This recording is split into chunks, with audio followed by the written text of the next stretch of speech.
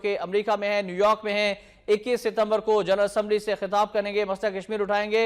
और उन्होंने इस हिस्से में भारतीय मुजालिम के हवाले से तवज्जो दिलाने के लिए दुनिया भर के लोगों को खत लिखा है, दुनिया भर के सरबराहान को खत लिखा है, मुस्तकिल अरकान को खत लिखा गया है। तफसीलात जाने के नुमाइंदा वक्तियों सरदार हमीद से। सरदार हमीद, आगाह कीजिएगा, वज़ीर आज़म नवाज शरीफ की जानिब से इस्लामी कौंसिल के मुस्तकिल अरकान को खत लिखा गया है।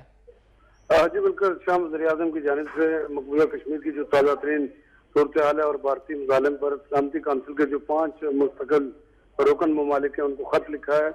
और इस खत में वज़ीर आज़म ने ये कहा है कि जो मकबूजा कश्मीर की सूरत हाल है इसका खित्ते पर असर पड़ेगा और इससे आलमी अमन को भी खतरा हो सकता है। और आलमी अमन पर मनफी असर को रोकने के लिए जरूरी है कि ये अराकीन जो है इस सिलसिले में अपना रोल अदा करें और अक़वाम मुत्तहिदा की जो करारदादें हैं उनके मुताबिक के खुद इरादियत का जो वादा है उसको पूरा किया जाए। और इस सिलसिले में 5 जो मुस्तकिल रुकन ममालिक हैं जिनमें अमेरिका, चीन, बरतानिया, रूस और फ्रांस शामिल हैं, इन 5 ममालिक को ये खत लिखा गया और उन पर जोर दिया गया है कि वो अक़वाम मुत्तहिदा की करारदादों के मुताबिक और अपने किए गए वादे के मुताबिक मसला कश्मीर का हल इन करारदादों के जरिए निकालें। और मसला कश्मीर के हल के सिलसिले में जो इस वक्त तक ताख़ीर हुई है इसका तकाजा ये है कि फिलफौर इस मसले का हल निकाला जाए ताकि खित्ते में और आलमी अमन। शुक्रिया आपका सरदार हमीद।